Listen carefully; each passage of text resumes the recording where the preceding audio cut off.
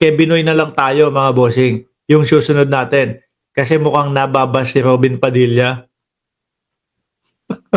Oh, mga PDP executives, umalma. Robin kinuyog sa endorso kay Amy. Malabo ho no? Ako ho, mga kababayan, naniniwala ho ako na etong si Manang Amy, ginagantihan ni Inday Sara Duterte.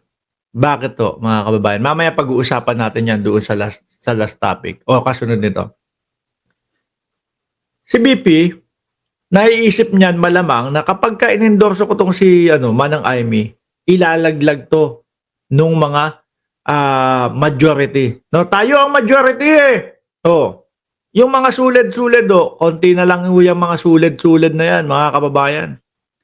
Iniisip niya siguro na pagka sinuportahan ko tong si Amy, ilalaglag to o malalaglag to. 'Di ba? Which is ganun nga ho ang nangyari, mga kababayan. Lalo pong dumadaos-dos. Meron pa silang kulay na itim daw, itim.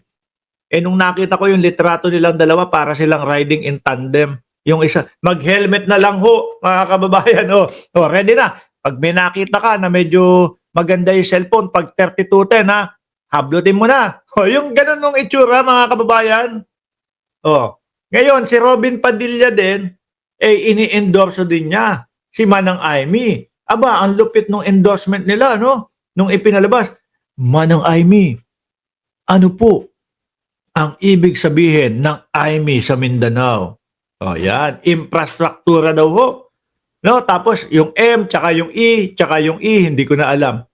Ewan, baka yung M, mangga.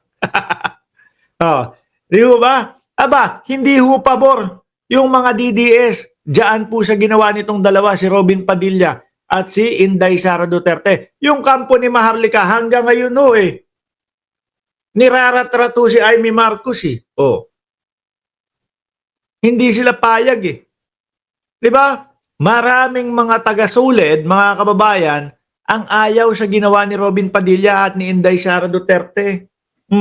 Kinuyog umano ng maraming miyembro ng Partido Demokratiko Pilipino o PDP. Padapa. Si Senator Robin Padilla matapos nitong i-endorso ang kapatid ni Pangulong Ferdinand Bongbong Marcos Jr. na si Senadora Amy Marcos. Naku, kawawang Amy, Dito ho, sa ating mga, kasamahan na sumusuporta sa gobyerno ng Pilipinas at loyalista ho, mga kababayan. Dati nagto 12-0 yung mga yan. Ngayon, wala ka na ho masyadong makitang 12-0, mangilan-ngilan na lang po. Sabi nila, 11-1 na sila. 11-1, ipalit si Heidi Mendoza kay Amy Marcos.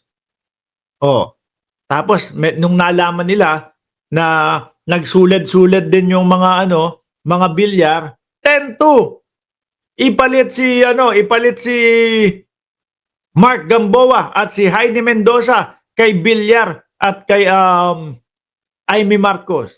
Ganun na ho, mga kababayan. Di ba? Ngayon, nauubusan na. Wala nang puntahan. Dito ho sa atin, ayaw natin. Doon po sa mga DDS, hati ang opinion nila. Mukhang magkakarambol-rambol na ho. Mag-aaway-away na. Sabi ni Simple lang, Johnny, Bato, magtago ka na. Holy Week na. Holy Week. Ano yan?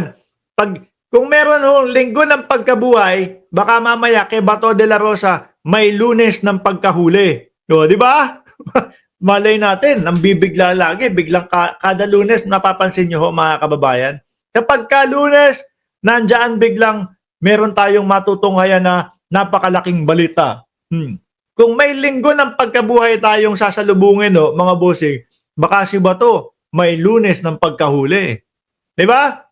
Ayon sa source ng Abante, tinadtad daw ng mensahe si Padilla sa group chat ng PDP dahil sa ginawang pag-endorso kay Senator Marcos. Ito ay sa kabila ng ginawaring pag-endorso ni Vice President Sara Duterte sa re-eleksyon. ni Senadora Marcos. Siguro ho itong si Robin Padilla may sariling buhay lang ho, ano? Kasi yung mga ganyan, siyempre, aalamin mo yung mga kapartido mo. Okay ba sa inyo to? Ayos ba sa inyo to? Okay lang ba? Aalamin mo bago ka umaksyon. Kasi parang, tingnan mo, yung sa pagbisita nila, may nagsasabi hindi naman daw nagpaalam si Robin Padilla sa Senado, etc. Nung pagbisita nila doon sa Dahig, wala naman napala. Parang bahala na gang, no? Basta gagawin ko kung ano gagawin ko. O ngayon, ano siya, nayayari siya ng mga kapadapa niya. Hindi umano ginalang ng mga kapartido ng posisyon ni Robin Padilla bilang presidente ng PDP dahil sa ginawang pag-question sa pag-endorso sa kapatid ni Pangulong Marcos. Sa dami ng mga banat sa kanya, parang napikon. Ayaw tumanggap pa. Mali naman talaga. Ano? Mali naman talaga, bigla kayong babanat ng gano'n. Nautulang kayo doon sa pahiring-hiring ni Amy Marcos. Biglang endorso na kayo. Sa dami ng mga banat sa kanya, parang napikon umano si Padilla at umalis sa group. Nag-left the group. Boss, magkano ang bayad sa'yo? Pera ng taong bayan ang binabayad. Sa akin ba, Bida, Saragosa? Paano ka naman nakasigurado na pera ng taong bayan yan? Pera nung mga yung ibinabayad sa akin ng YouTube, pera nung mga nagpapa-advertisement sa kanila. Tapos kung tinatanong mo, magkano ba? Sasabihin nyo na naman, si Mark Ramos magsasalita 1 oras doon sa kanyang live. Tapos nakita ko sa Social Blade, ganito pala yung kinita.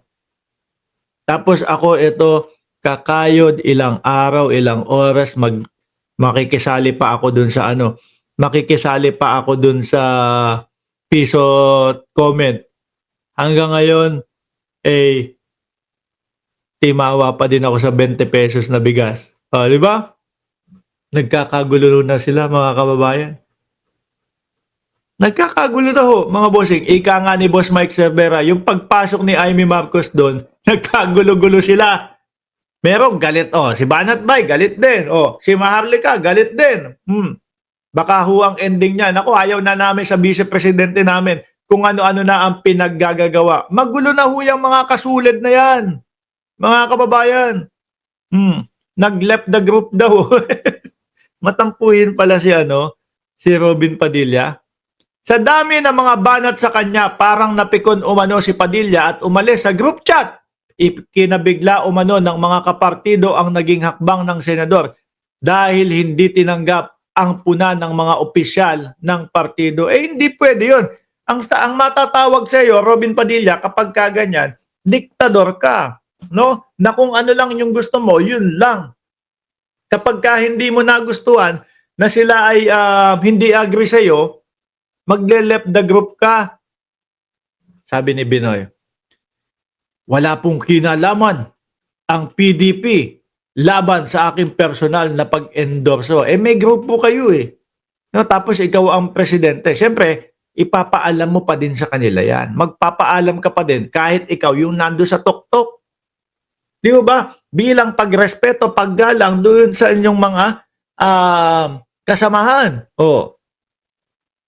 Walang kinalaman ng PDP sa aking personal na pag-endorso sa aking pinunong higit sa mapayapang revolusyon, Senator Gringo 31. At sa aking manang Senator Amy 39. Si Gringo naman nakipirma-pirma lang yan. Bakit to? Yung kandidatura niya. Siguro si Gringo nasaan, mga bossing? 66 ang tumatakbo, mga kababayan, ng senador. Siguro kapag kayong, kunyari, gawing 50 yung mananalo na senador po, hindi na 12, 50 na ang mananalong senador. Ang dami, Si Gringo nasa talo pa din, mga kababayan. Nasa kaduluduluhan yung pangalan yan, Kaya para pumutok yung kanyang pangalan at mapag-usapan dahil siya ay kumakandidato, makisali nga ako dyan. Papirma ako. Mangangalap tayo ng pirma. Ano naman na mapapala? 'Di ba? Doon sa pirma na 'yon. Pag pinakita nyo sa dahig to, ito po, 1,000,000, 2,000,000, 20,000,000 po ang pumirma dito. Okay. Sige, shoot nyo na sa basura yan. No, hindi namin kailangan ng audience impact dito. Kanya-kanya lang po sila. Yung si Manang Aimee naman, ano ang style niya? Yun, yung pa-hearing niya sa Senado. Kasi nga po, laglag po ang mga kandidatura. Golden Head TV! Yan, isinigaw ko na. Shout out sa iyo, boss. Di ba? Tuloy. Ito yung sinasabi ko. Ito po ay pangsariling desisyon ko, sabi ni Robin Padilla. Kaya nga nagalit siya yun, hindi ka nagpaalam eh. Ito po ay walang kinalaman sa Duterte-Uten. 10 yung senador nila, di ba? Cheche Boreche. 10 yung senador nila at ang tawag ni Robin Padilla Duterte. Ang tawag ko naman Duterte-Uten. Ganito, itatype ko sa inyo ha, mga kababayan dyan sa comment section. Ganyan. Duterte, tapos ayan, ganyan. Duterte. Dadalawa papasok. Yung papasok pa na yung maa-ICC pa. 'Di ba? Wala pong formal na endorsement ang aming chairman na si Duterte kay Senator Gringo at Senator Aimee, kundi mula pa po sa aking kabataan at artista pa po ako. Iisa na ang hangad namin ni Gringo, no, at ni Manang Aimee para sa inang bayan tulad ng Duterte-Uten, no? Silang dalawa ay tapat sa bayan at hindi nagbabago yung maging sino ka man ang nakaupong pangulo. Duterte sabi. Bahala ka, Robin Padilla. Paano ka? Ang tanong, paano ka babalik sa group? Sino magbabalik sa iyo sa group? Tayo ho, kapag kayong mga ganyan ho, mga kabataan, huwag tayong sasama ang loob. Tatanggap po tayo, no, nung opinion ng iba. Mga bossing. Si Robin Padilla, left the group daw. Mahilig palang left the group. Tanda-tanda na, senador na. Parang bata pa din ho, no? Mga bata lang yung mga ganun eh. Yung nagle-left the group. Sabi ni MCA Vocal Studio, sir, nabalik ka. Salamat. Puro na lang drama tong si Robin. Iyak talaga lahat ng bumoto sa number 1.